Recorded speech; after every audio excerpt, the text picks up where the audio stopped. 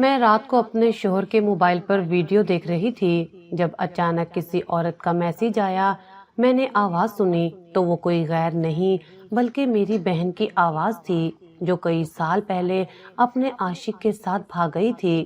Mobile کی gallery کھولی تو وہاں بھی میری بہن کی تصویریں پڑی تھیں۔ اچانک دوسرا میسج آیا تو اسے سن کر میرا کلیجہ منہ کو آ گیا۔ میں روتی ہوئی اپنے بال نوچنے لگی کیونکہ کل رات میری شادی کو 3 سال کا عرصہ گزر چکا تھا اور یہ 3 سال محبت، پیار اور سکون کی ایک ایسی مثال تھے جس کی مثالیں خاندان والے دیا کرتے تھے۔ میرے شوہر احمر نے مجھے وہ مان دیا جو ہر لڑکی کا خواب ہوتا ہے، مگر پچھلے کچھ عرصے سے ان میں آنے والی تبدیلیوں نے مجھے شک کرنے پر مجبور کر دیا تھا۔ وہ اکثر خاموش رہنے لگے تھے، ان کے دل میں میرے لیے کوئی خاص محبت نہیں رہی تھی۔ میں نے کئی بار کوشش کی ان کے دل کا حال جان سکوں، مگر انہوں نے ہمیشہ کاروباری پریشانی کا بہانہ بنا کر میری بات کو ٹال دیا۔ مگر آج رات قدرت نے شاید فیصلہ کر لیا تھا، میری آنکھوں پر بندھی اعتماد کی جھوٹی پٹی اب کھل جانی چاہیے۔ احمد جب گھر آئے تو طوفانی بارش کی وجہ سے وہ پوری طرح بھیگے ہوئے تھے۔ ان کا لباس پانی سے شرابور تھا اور وہ سردی سے کانپ رہے تھے۔ میں نے جلدی سے انہیں خشک تولیہ دیا اور ان کے لیے گرم چائے بنائی۔ وہ چائے پیتے ہی بنا کچھ کھائے بستر پر گر گئے اور ایک پلک جھپکتے ہی نیند کی وادیوں میں گم ہو گئے۔ میں ان کے بھیگے ہوئے کپڑے سمیٹنے لگی تاکہ کمرہ صاف کر سکوں۔ میں نے ان کا بھاری اوور کوٹ اٹھایا جو پانی جذب کرنے کی وجہ سے مزید وزنی ہو چکا تھا۔ میں اسے ہینگر میں لٹکانے ہی والی تھی کہ مجھے اس کی اندرونی جیب میں کسی سخت چیز کی موجودگی کا احساس ہوا۔ میرا ماتھا ٹھٹکا کیونکہ احمد اپنی جیبوں میں سوائے بٹوے اور گاڑی کی چابی کے کچھ نہیں رکھتے تھے، اور وہ دونوں چیزیں تو ڈریسنگ ٹیبل پر رکھی تھیں۔ پھر یہ کیا تھا؟ میں نے ہچکچاتے ہوئے اپنا ہاتھ کوٹ کی گیلی اور ٹھنڈی جیب میں ڈالا۔ میری انگلیاں ایک دھاتی جسم سے ٹکرائیں اور جب میں نے اسے باہر نکالا تو میری آنکھیں حیرت سے پھیل گئیں۔ یہ ایک موبائل فون تھا، ایک ایسا فون جو میں نے احمد کے پاس پہلے کبھی نہیں دیکھا تھا۔ یہ جدید دور کا کوئی مہنگا سمارٹ فون نہیں تھا بلکہ درمیانی درجے کا ایک عام سا ٹچ سکرین موبائل تھا جس کی سکرین پر جگہ جگہ خراشیں تھیں اور اس کا باڈی کور بھی پرانا ہو چکا تھا۔ میرے دل کی دھڑکنیں بے ترتیب ہونے لگیں۔ احمد کے پاس تو اپنا ایک بہترین فون موجود تھا جو اس وقت بھی ان کے سرہانے چارجنگ پر لگا ہوا تھا، تو پھر یہ دوسرا فون کس لیے اور یہ اس طرح کوٹ کی خفیہ جیب میں کیوں چھپایا گیا تھا؟ ہزاروں وسوسوں نے میرے دماغ پر یلغار کر دی۔ کیا احمد کا کسی اور عورت سے رابطہ ہے؟ کیا وہ مجھ سے بیزار ہو چکے ہیں؟ کیا ان کی زندگی میں کوئی اور آ گیا ہے؟ یہ وہ سوال تھے جو کسی بھی بیوی کے لیے موت سے کم نہیں ہوتے۔ میں وہیں قالین پر بیٹھ گئی اور اس فون کو اپنے ہاتھوں میں الٹ پلٹ کر دیکھنے لگی۔ فون بالکل خاموش تھا، جیسے اپنے اندر کئی طوفان چھپائے بیٹھا ہو۔ میں نے کانپتے ہاتھوں سے اس کا پاور بٹن دبایا، اسکرین روشن ہو گئی، مگر سامنے پاس ورڈ کی رکاوٹ کھڑی تھی۔ مجھے احمد کے ہر پاس ورڈ کا علم تھا، ان کے بینک اکاؤنٹ سے لے کر ای میل تک سب کچھ میرے سامنے کھلا تھا، مگر جب میں نے ان کے معمول کے ہندسے ملائے تو سکرین پر غلط پاس ورڈ کا پیغام آ گیا۔ میرا دل ڈوبنے لگا۔ اس کا مطلب تھا کہ یہ فون واقعی مجھ سے چھپایا گیا تھا اور اس کا پاس ورڈ بھی ایسا تھا جو میری سوچ سے باہر تھا۔ میں نے دوبارہ کوشش کی، ہماری شادی کی تاریخ ملائی مگر ناکامی ہوئی۔ میں نے احمد کی تاریخ پیدائش ملائی مگر فون نہ کھلا۔ میں بے بسی سے اس روشن سکرین کو تکنے لگی جو میرا مذاق اڑا رہی تھی۔ میرے دل میں ایک جنگ چھڑ گئی تھی۔ ایک طرف میرا اعتماد تھا جو کہہ رہا تھا کہ احمد پر شک مت کرو، شاید یہ فون ان کے کسی دوست کا ہو یا شاید انہیں کہیں سے ملا ہو، مگر دوسری طرف دلائل تھے کہ اگر یہ دوست کا ہوتا تو کوٹ کی خفیہ جیب میں کیوں ہوتا، اور اگر کہیں سے ملا ہوتا تو وہ مجھے بتا دیتے۔ وہ مجھ سے کبھی کچھ نہیں چھپاتے تھے۔ پھر آج یہ پردہ کیوں؟ وقت گزرتا جا رہا تھا اور باہر بارش کی شدت میں اضافہ ہوتا جا رہا تھا۔ بادلوں کی گرج اور بجلی کی چمک میرے اندر کے خوف کو مزید بڑھا رہی تھی۔ مجھے اچانک لگا کہ میں اس کمرے میں اکیلی نہیں ہوں، بلکہ میرے ساتھ میرے ماضی کے سائے بھی موجود ہیں۔ میرا ماضی جو بہت دردناک تھا، میری چھوٹی بہن زویا کا ماضی۔ زویا میری لاڈلی بہن تھی، ہم دونوں میں جسم اور روح کا رشتہ تھا، مگر 2 سال پہلے اس نے جو کیا، اس نے ہمارے خاندان کی عزت کو مٹی میں ملا دیا تھا۔ زویا گھر سے بھاگ گئی تھی ایک ایسی رات جب ہم سب سو رہے تھے، اور اپنی عزت اور ہمارے مان کو رون کر کسی نامعلوم شخص کے ساتھ چلی گئی۔ اس واقعے نے میرے بوڑھے والدین کی کمر توڑ دی تھی۔ بابا جو علاقے میں عزت دار سمجھے جاتے تھے، لوگوں سے نظریں ملانے کے قابل نہ رہے تھے، اور امی تو جیسے زندہ لاش بن گئی تھی۔ اس قیامت کی گھڑی میں اگر کسی نے میرا ہاتھ تھاما تھا تو وہ احمد تھے۔ انہوں نے نہ صرف مجھے سنبھالا بلکہ میرے والدین کا بھی بیٹا بن کر سہارا بنے۔ انہوں نے سماج کے تانوں کی پرواہ کیے بغیر مجھ سے شادی کی اور مجھے یہ احساس دلایا کہ زویا کے گناہ کی سزا مجھے نہیں ملنی چاہیے۔ میں احمد کی اس محبت کی مقروض تھی، میں انہیں دیوتا کی طرح پوجتی تھی۔ زویا کے جانے کے بعد میں نے قسم کھائی تھی کہ میں احمد کو کبھی شکایت کا موقع نہیں دوں گی اور کبھی کوئی ایسی بات نہیں کروں گی جس سے انہیں تکلیف ہو، مگر آج اسی احمد کے کورٹ سے ملنے والے اس فون نے مجھے شک کے کٹہرے میں لا کھڑا کیا تھا۔ میں سوچنے لگی کہ کیا میں احمد کو جگا کر پوچھ لوں، مگر اگر میری سوچ غلط نکلی تو ان کے دل کو کتنی ٹھیس پہنچے گی کہ ان کی بیوی ان پر شک کرتی ہے، اور اگر میری سوچ صحیح نکلی تو کیا میں سچ کا سامنا کرنے کی ہمت رکھتی ہوں۔ میں کشمکش کے سمندر میں غوطے کھا رہی تھی، کبھی فون رکھ دیتی اور کبھی دوبارہ اٹھا لیتی۔ اچانک میری نظر فون کے پچھلے حصے پر پڑی جہاں انگلی کے نشان کا سینسر موجود تھا۔ ایک امید کی کرن جاگی اور ساتھ ہی ایک خطرناک خیال میرے ذہن میں آیا۔ احمد گہری نیند میں تھے اور ان کا دایاں ہاتھ بستر سے نیچے لٹک رہا تھا۔ اگر میں آہستگی سے ان کا انگوٹھا اس سینسر پر رکھ دوں تو شاید فون کھل جائے۔ یہ ایک چوری تھی، یہ خیانت تھی، یہ ایک بیوی کے لیے انتہائی گرا پڑی حرکت تھی، مگر شک کا زہر میرے رگوں پہ میں سرایت کر چکا تھا۔ میں نے فیصلہ کر لیا کہ میں یہ کر کے رہوں گی۔ میں اپنی جگہ سے اٹھی، میرے پاؤں من بھر کے ہو رہے تھے۔ میں دبے پاؤں بستر کے قریب گئی۔ احمد کے چہرے پر سکون تھا جو میرے لیے اذیت ناک تھا۔ میں نے لرزتے ہوئے ہاتھوں سے ان کا دایاں ہاتھ اپنے ہاتھ میں لیا۔ ان کا ہاتھ ٹھنڈا تھا، میری سانسیں اٹکی ہوئی تھی۔ مجھے ڈر تھا کہ کہیں وہ جاگ نہ جائیں۔ اگر وہ جاگ گئے تو میں کیا جواز پیش کروں گی؟ میں نے ایک لمحے کے لیے توقف کیا۔ میرے ضمیر نے مجھے ملامت کی کہ تم غلط کر رہی ہو، مگر سچ جاننے کی تڑپ نے ضمیر کی آواز دبا دی۔ میں نے بڑی احتیاط سے فون کا سینسر ان کے انگوٹھے سے مس کیا۔ ایک ہلکی سی تھر تھراہٹ ہوئی اور فون ان لاک ہو گیا۔ میں نے جلدی سے ان کا ہاتھ چھوڑا اور فون کو سینے سے لگا کر واپس کرسی کی طرف بھاگی، جیسے میں نے کوئی بہت بڑا خزانہ چوری کر لیا ہو یا کوئی جرم کر لیا ہو۔ میں کرسی پر بیٹھ گئی، میرا پورا جسم پسینے سے شرابور تھا۔ حالانکہ کمرہ ٹھنڈا تھا، میں نے لمبی لمبی سانسیں لی تاکہ خود کو پرسکون کر سکوں۔ فون اب میرے قبضے میں تھا اور اس کے راز میرے سامنے کھلنے کے لیے تیار تھے۔ سکرین پر چند ایپس کے آئیکن نظر آ رہے تھے۔ کوئی واٹس ایپ یا سوشل میڈیا ایپ سامنے نہیں تھی، صرف بنیادی ایپس تھی۔ میں نے سب سے پہلے پیغامات کا خانہ کھولا، مگر وہاں کوئی پیغام نہیں تھا۔ ان باکس بالکل خالی تھا، جیسے سب کچھ ڈیلیٹ کر دیا گیا ہو۔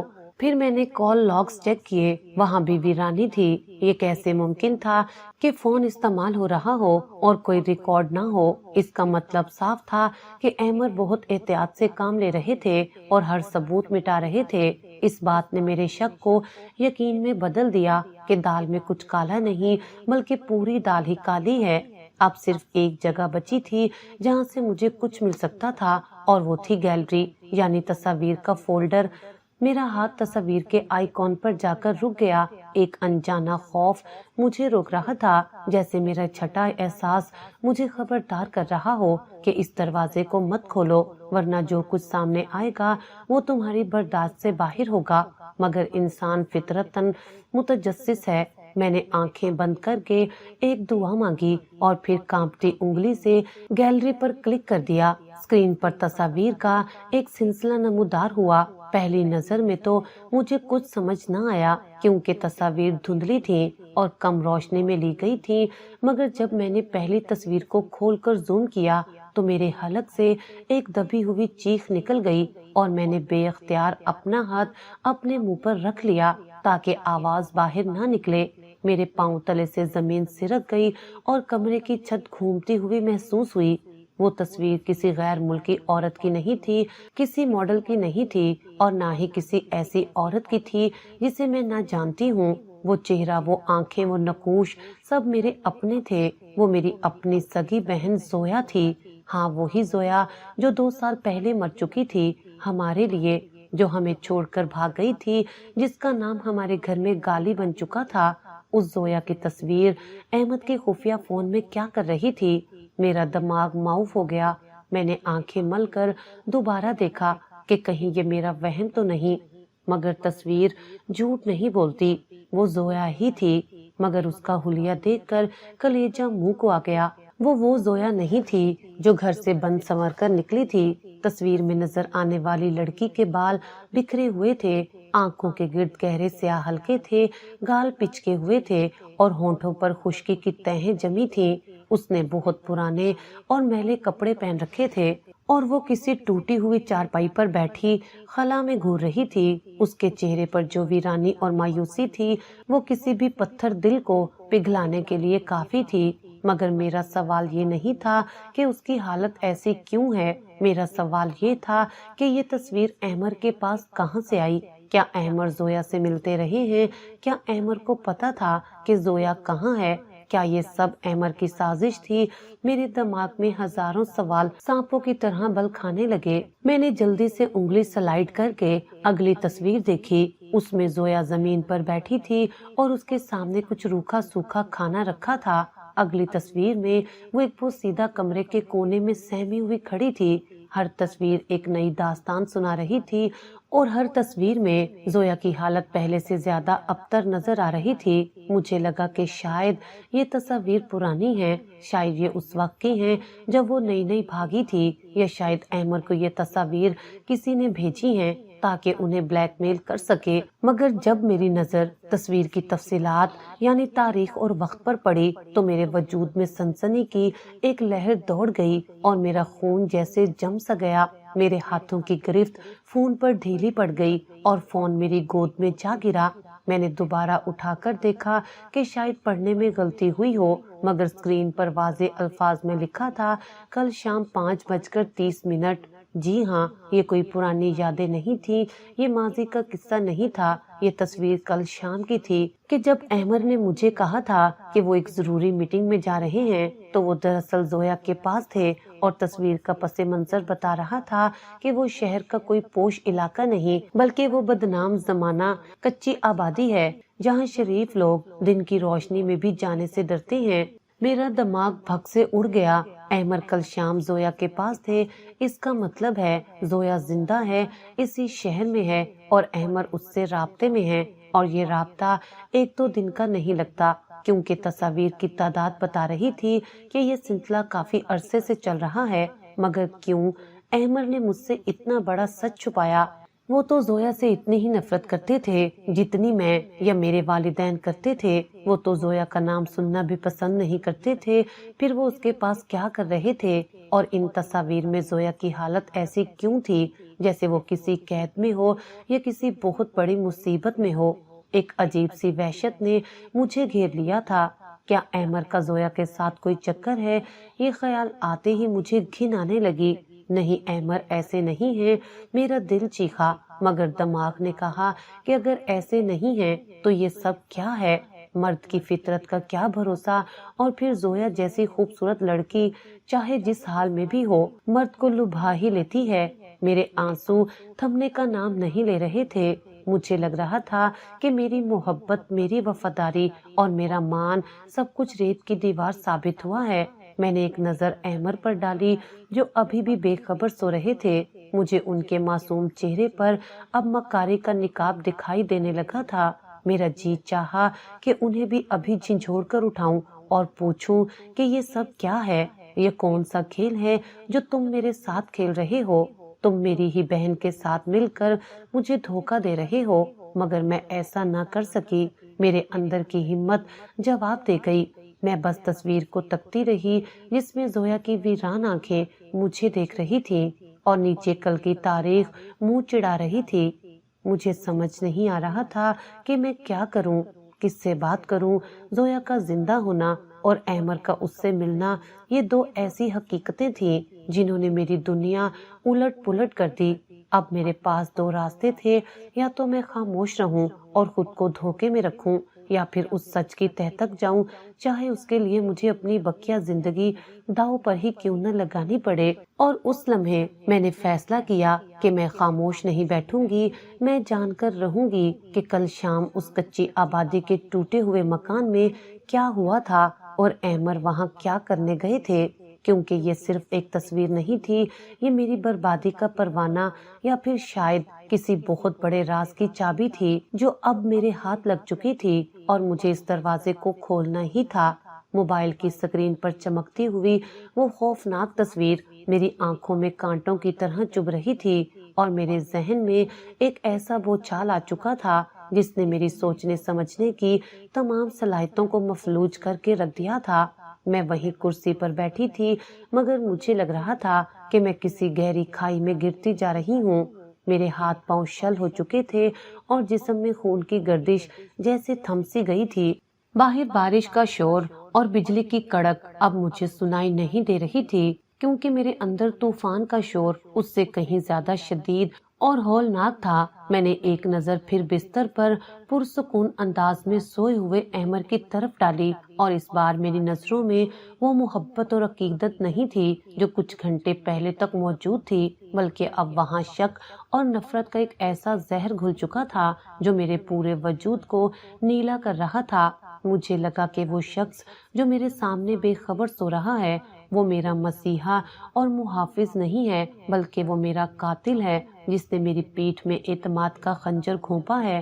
میں نے سوچا کہ میں اسے جان سے مار دوں یا خود کو ختم کر لوں تاکہ اس اذیت سے نجات مل سکے، مگر پھر مجھے خیال آیا کہ مرنے سے پہلے مجھے سچ جاننا ہوگا کہ آخر احمر نے ایسا کیوں کیا۔ میری بہن جو ہمارے لیے 2 سال پہلے مر چکی تھی، وہ ان کے لیے زندہ کیسے ہو گئی، اور وہ اس ویران اور خوفناک جگہ پر ان سے کیوں ملتی رہی ہے؟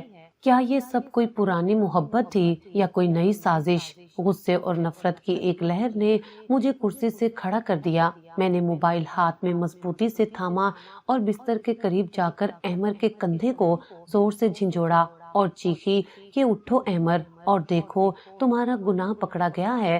احمر ہڑبڑا کر اور گھبرا کر اٹھ بیٹھے۔ ان کی آنکھیں نیند سے بوجھل تھیں اور انہیں کچھ لمحوں تک سمجھ ہی نہیں آ رہا تھا کہ کیا ہوا ہے اور میں اس طرح کیوں چیخ رہی ہوں۔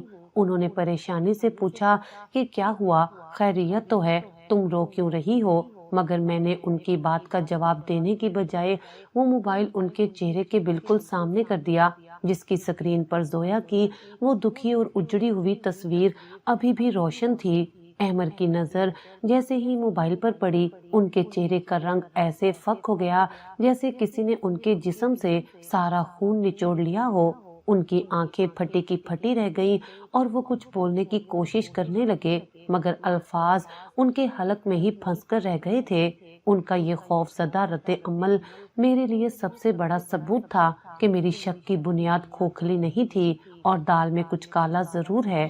میں نے چلا کر پوچھا کہ یہ کیا ہے احمر؟ یہ زویا تمہارے فون میں کیا کر رہی ہے اور یہ کل شام کی تصویر ہے؟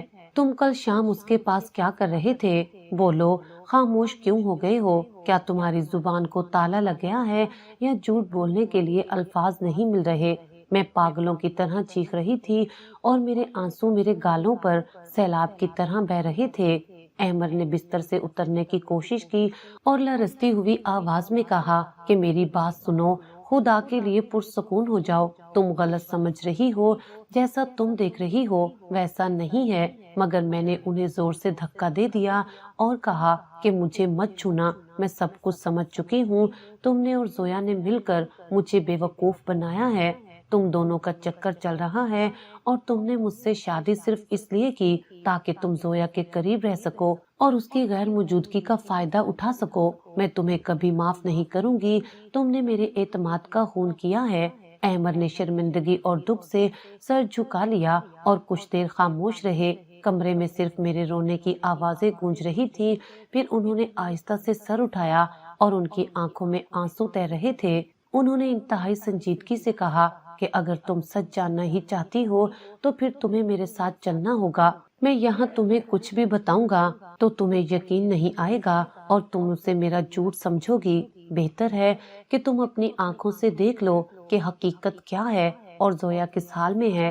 میں نے نفرت سے کہا کہ میں تمہارے ساتھ کہیں نہیں جاؤں گی۔ بہتر ہے کہ تم اپنی آنکھوں سے دیکھ لو کہ حقیقت کیا ہے اور زویا کس حال میں ہے۔ میں نے نفرت سے کہا کہ میں تمہارے ساتھ کہیں نہیں جاؤں گی۔ مجھے ابھی اور اسی وقت جواب چاہیے۔ میں تمہارے کسی اور دھوکے میں نہیں آؤں گی۔ مگر احمد نے پہلی بار سختی سے میرا بازو پکڑا اور کہا کہ ضد مت کرو، کپڑے بدل لو اور میرے ساتھ چلو، ورنہ تم ساری زندگی پچھتاؤ گی کہ تم نے سچ جاننے کا موقع گوا دیا اور پھر شاید کبھی تم اپنی بہن کو نہ دیکھ سکو۔ ان کے لہجے میں ایک ایسا یقین، درد اور سچائی تھی جس نے مجھے ایک پل کے لیے خاموش کر دیا۔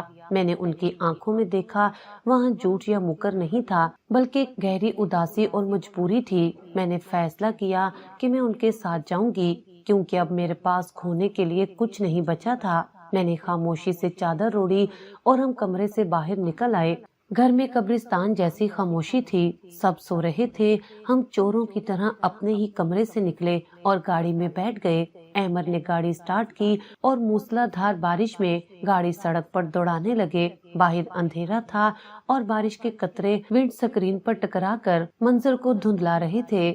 گاڑی کے اندر موت جیسی خاموشی تھی، نہ انہوں نے مجھ سے بات کی اور نہ میں نے ان کی طرف دیکھا۔ میرا دل ابھی بھی شکوک و شبہات کی آگ میں جل رہا تھا اور دماغ میں ہزاروں وسوسے چل رہے تھے۔ گاڑی شہر کی روشن اور کشادہ سڑکوں سے نکل کر آہستہ آہستہ پسماندہ، تنگ اور تاریک علاقوں کی طرف بڑھنے لگی۔ یہ وہ علاقہ تھا جہاں دن میں بھی شرافت کا گزر نہیں ہوتا تھا۔ کچی سڑکیں، ٹوٹے ہوئے مکانات اور جگہ جگہ کوڑے کے ڈھیر اس علاقے کی پہچان تھے۔ بارش کی وجہ سے سڑکیں کچرا اور گندے پانی سے بھری ہوئی تھی اور گاڑی ہچکولے کھا رہی تھی۔ میرا دل خوف سے دھڑکنے لگا کہ احمد مجھے اس ویرانے اور جنگل بیابان میں کیوں لائے ہیں؟ کیا وہ مجھے مارنا چاہتے ہیں تاکہ ان کا راز ہمیشہ کے لیے دفن ہو جائے اور وہ زویا کے ساتھ اپنی زندگی گزار سکے؟ میں نے ڈرتے ہوئے کن اکھیوں سے احمد کی طرف دیکھا، مگر ان کی نظریں سڑک پر جمی ہوئی تھی اور چہرہ بالکل اسپاٹ تھا جیسے وہ کسی گہری سوچ میں ہو۔ تقریباً 40 منٹ کی اذیت ناک مسافت کے بعد احمد نے گاڑی ایک انتہائی تنگ اور اندھیری گلی کے موڑ پر روک دی جہاں اسٹریٹ لائٹ کا نام و نشان بھی نہیں تھا۔ صرف گاڑی کی ہیڈ لائٹس کی روشنی میں سامنے ایک بوسیدہ اور پرانا سا مکان نظر آ رہا تھا جس کی دیواریں ٹوٹی ہوئی تھی اور اینٹیں باہر نکل رہی تھی۔ دروازہ لکڑی کے تختوں سے جوڑ کر بنایا گیا تھا اور اس پر ایک بڑا سا زنگ آلود تالا لٹک رہا تھا۔ احمد نے گاڑی بند کی اور گہری سانس لیتے ہوئے کہا کہ آؤ میرے ساتھ۔ میں سہم گئی اور کہا کہ یہ کون سی جگہ ہے احمد، ہم یہاں کیوں آئے ہیں؟ مجھے ڈر لگ رہا ہے۔ احمد نے کہا کہ تمہارے سارے سوالوں کا جواب اس دروازے کے پیچھے ہے، ڈرو مت، میں تمہارے ساتھ ہوں۔ میں ڈرتے ڈرتے گاڑی سے اتری۔ کیچڑ اور گندگی نے میرے جوتوں اور کپڑوں کو خراب کر دیا، مگر مجھے اس وقت اپنی حالت کی پرواہ نہیں تھی۔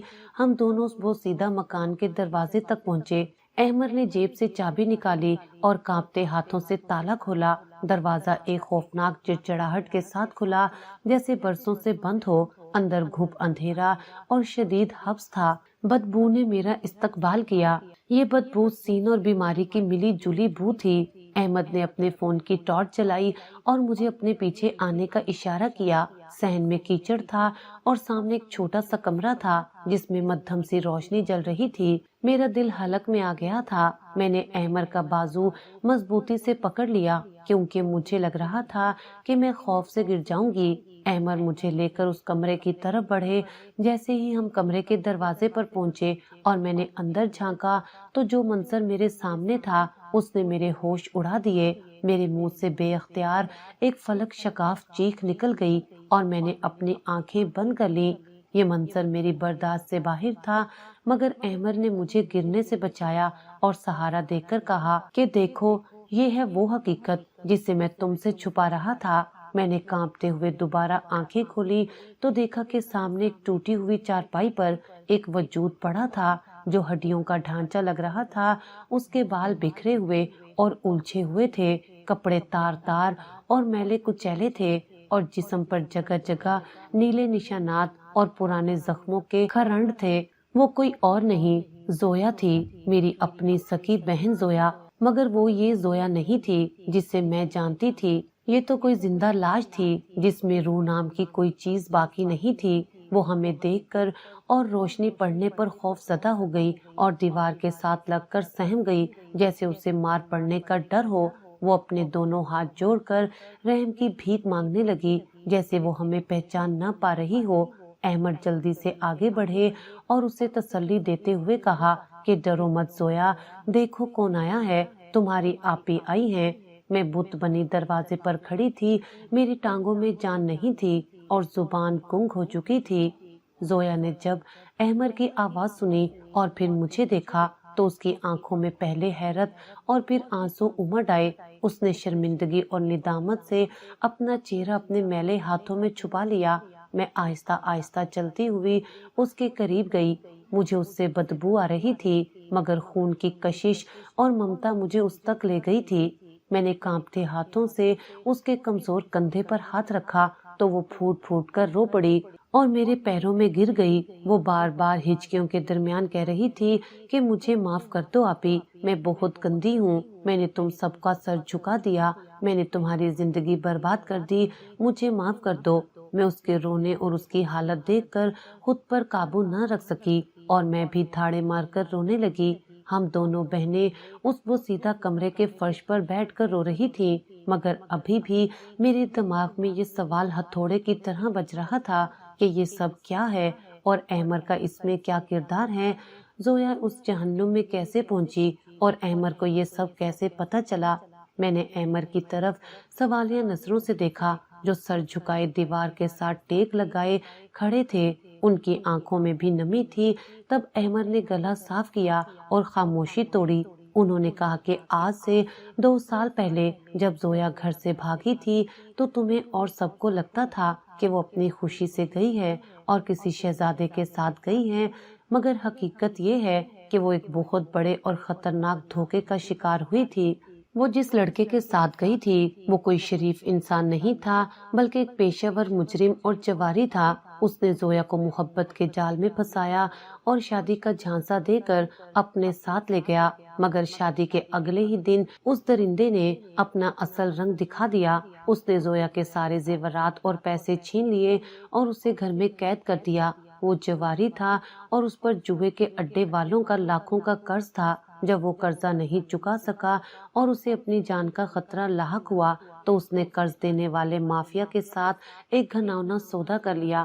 اس ظالم نے اپنی جان بچانے کے لیے زویا کو ان لوگوں کے پاس گروی رکھوا دیا جیسے کوئی بے جان سامان رکھوایا جاتا ہے۔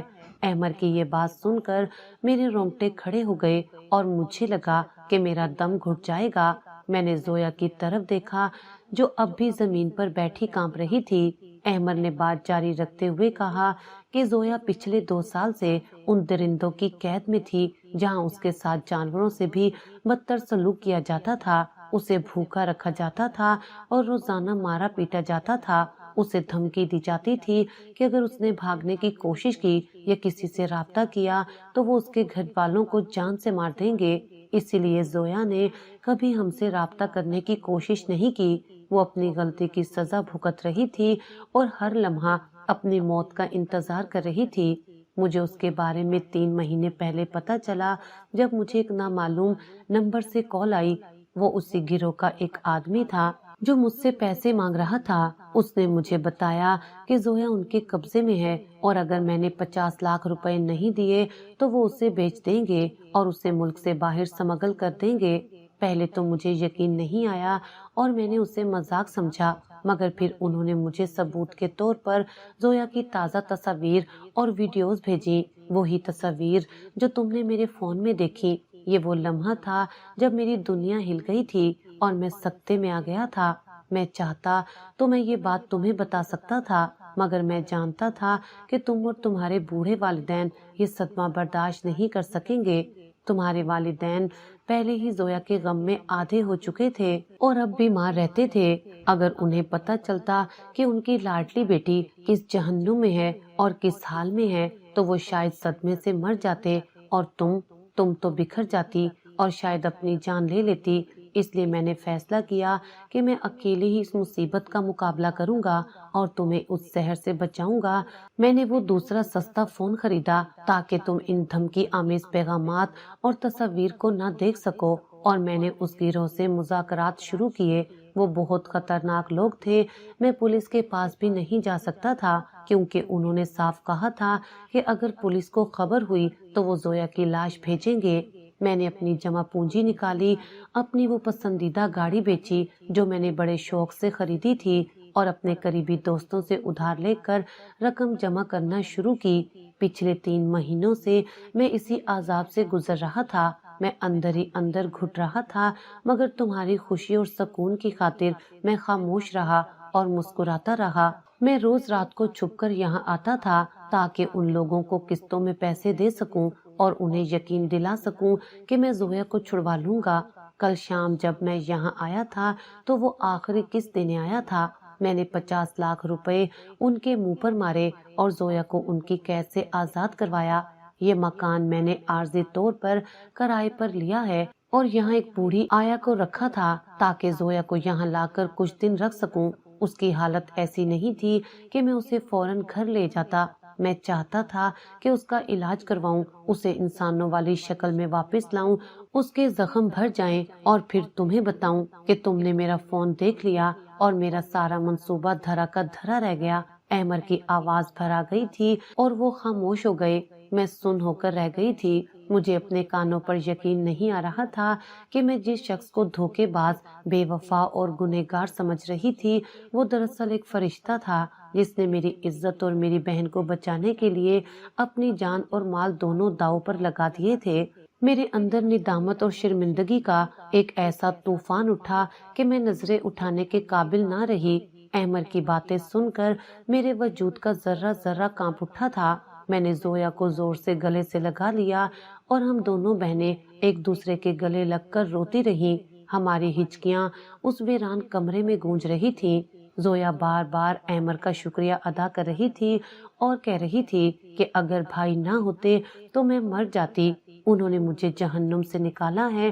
میں نے روتے ہوئے احمد کی طرف دیکھا اور ہاتھ جوڑ کر کہا کہ مجھے معاف کر دیں، میں نے آپ پر شک کیا، میں کتنی گھٹیا سوچ کی مالک تھی، میں نے آپ کی عظیم قربانی کو آپ کا گناہ سمجھ لیا، میں آپ کے پیروں کی دھول کے برابر بھی نہیں ہوں۔ احمد نے آگے بڑھ کر میرے ہاتھ تھام لیے اور نرمی سے کہا کہ معافی مت مانگو پگلی، میں تمہاری جگہ ہوتا تو شاید میں بھی یہی سوچتا۔ حالات ہی ایسے تھے اور ثبوت بھی میرے خلاف تھے۔ بس اللہ کا شکر ادا کرو کہ زویا زندہ ہے اور ہمارے پاس ہے۔ اب ہمیں اسے واپس زندگی کی طرف لانا ہے۔ یہ رات بہت لمبی اور تکلیف دہ تھی، مگر اس کا اختتام سچائی کی روشنی پر ہوا تھا۔ ہم زویا کو لے کر گاڑی میں بیٹھے۔ زویا نے گاڑی میں بیٹھتے ہی خوف سے کھڑکیوں کے شیشے چیک کیے کہ وہ بند ہیں یا نہیں۔ اس کا خوف ابھی بھی تازہ تھا۔ واپسی کا سفر خاموش ضرور تھا، مگر اس خاموشی میں شک نہیں بلکہ سکون اور شکر گزاری تھی۔ زویا پچھلی سیٹ پر لیٹ کر سو گئی تھی، جیسے برسوں بعد اسے سکون اور تحفظ ملا ہو، اور میں احمد کا ہاتھ تھامے بیٹھی تھی اور دل ہی دل میں اللہ کا شکر ادا کر رہی تھی کہ اس نے مجھے احمد جیسا شوہر دیا جس نے نہ صرف میری محبت کا بھرم رکھا بلکہ میرے خاندان کی ڈوبتی ہوئی کشتی کو بھی کنارے لگایا۔ اگلے چند دن ہماری زندگی کے سب سے مشکل مگر اہم دن تھے۔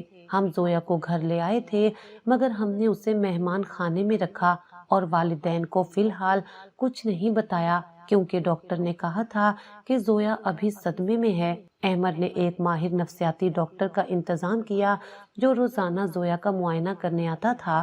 زویا جسمانی طور پر تو کمزور تھی ہی، مگر ذہنی طور پر وہ بری طرح ٹوٹ چکی تھی۔ वो रातों को चीख कर उठ बैठती थी और अंधेरे से खौफ ज़दा हो जाती थी। कभी कभी वो खाने की प्लेट देखकर मुझसे छुपा लेती थी कि शायद कल खाना ना मिले। ये मनाजिर देखकर मेरा कलेजा फट जाता था, मगर अहमद ने एक बाप और भाई की तरह उसका ख्याल रखा। वो घंटों उसके पास बैठते, उसे तसल्ली देते और उसे यकीन दिलाते कि अब वो महफूज है, कोई उसे नुकसान नहीं पहुंचा सकता। मैं देखती थी कि अहमद अपनी नींद और आराम कुर्बान कर रहे हैं, मगर उनके माथे पर शिकन तक नहीं आती थी। मुझे अपने रवैये पर रह रहकर शर्मिंदगी होती थी कि मैंने उस हीरे जैसे इंसान पर शक किया था। जिस रात मैंने अहमद का फोन चेक किया था, वो रात मेरी जिंदगी की सबसे बड़ी गलती भी थी और सबसे बड़ी हिदायत भी। अगर मैं वो फोन ना देखती तो शायद अहमद अकेले ही ये बोझ उठाते रहते और मैं उनकी परेशानी से बेखबर अपनी दुनिया में मस्त रहती। आहिस्ता आहिस्ता जोया की हालत संभलने लगी, उसके चेहरे पर रौनक वापस आने लगी और उसकी आंखों का खौफ कम होने लगा। एक हफ्ते बाद जब जोया चलने फिरने के काबिल हो गई और उसके जख्म भर गए, तो अहमद ने फैसला किया कि अब वक्त आ गया है कि अम्मी और बाबा को सच बताया जाए। ये एक बहुत बड़ा और हसास मरला था। हम जोया को लेकर अम्मी बाबा के कमरे में गए। जब दरवाजा खुला और अम्मी ने जोया को सामने खड़ा देखा तो उन्हें अपनी आंखों पर यकीन नहीं आया। वो सकते में आ गईं और अपने सीने पर हाथ रख लिया। बाबा तो जैसे पत्थर के हो गए थे और उनकी लाठी हाथ से गिर गई। जोया भागकर उनके कदमों में गिर गई और माफिया मांगने लगी। कमरे में आहो बका का तूफान बर्पा हो गया। अम्मी ने जोया को सीने से लगा लिया और बाबा भी अपने आंसू ना रोक सके। इस जज्बाती मंजर को देखकर अहमद खामोशी से कमरे से बाहर निकल गए। मैं उनके पीछे गई और उन्हें कॉरिडोर में खड़ा पाया। वो आसमान की तरफ देख रहे थे और उनके चेहरे पर एक अजीब सा सुकून और इत्मीनान था। मैंने पीछे से जाकर उनके कंधे पर सर रख दिया और कहा कि आपने जो कुछ हमारे लिए किया है, हम 7 जन्म भी आपका एहसान नहीं चुका सकते। आपने ना सिर्फ जोया को बचाया, आपने सिर्फ जोया को नहीं बचाया, आपने हम सबको बचाया है। आपने मेरी गिरी हुई इज्जत को दोबारा उठाया है। अहमद ने मुस्कुराकर मेरी तरफ देखा और कहा कि मोहब्बत एहसान नहीं होती और ना ही ये कोई तिजारत है। जोया तुम्हारी बहन है तो मेरी भी कुछ लगती है। ये मेरा फर्ज था और मैंने बस अपना फर्ज अदा किया है। तुमसे वादा किया था कि तुम्हारी आंखों में आंसू नहीं आने दूंगा, बस इस वादे की लाज रखी है। उनकी बातों ने मुझे एक बार फिर उनका दीवाना बना दिया था। मैंने सोचा कि दुनिया में ऐसे मर्द भी होते हैं जो मोहब्बत को सिर्फ लफ्जों तक महदूद नहीं रखते, बल्कि उसे निभाकर दिखाते हैं। इस वाक़ये ने हमारे रिश्ते को मजीद मजबूत और अटूट बना दिया था। अब हमारे दरमियान कोई राज नहीं था, कोई दीवार नहीं थी। जोया की वापसी ने हमारे घर की रौनकें बहाल कर दी थी। अगरचे माजी के जख्म भरने में वक्त लगना था और माशरे का सामना करना भी मुश्किल था, मगर अब हमें यकीन था कि जब तक अहमद हमारे साथ हैं, हम हर मुश्किल का मुकाबला कर सकते हैं। वो दूसरा फोन जो कभी मेरे लिए शक और खौफ की अलामत था, अब मैंने उसे तोड़कर कूड़ेदान में फेंक दिया था, क्योंकि अब मुझे किसी सबूत या सफाई की जरूरत नहीं थी। मुझे यकीन था कि मेरा शोहर दुनिया का बेहतरीन इंसान है और उसकी मोहब्बत ही मेरा असल सरमाया है। जोया अक्सर कहती थी कि बाजी आप बहुत खुश नसीब हैं कि आपको अहमद भाई मिले, और मैं दिल से उसकी तायद करती थी। वाकई मैं खुश नसीब थी कि मुझे अंधेरे में रोशनी दिखाने वाला और कांटों से फूल चुनने वाला जीवन साथी मिला था। जिंदगी फिर से मुस्कुराने लगी थी और इस मुस्कुराहट के पीछे अहमद की कुर्बानी और उनका वो खामोश अज़म था जिसने हमें बिखरने से बचा लिया था।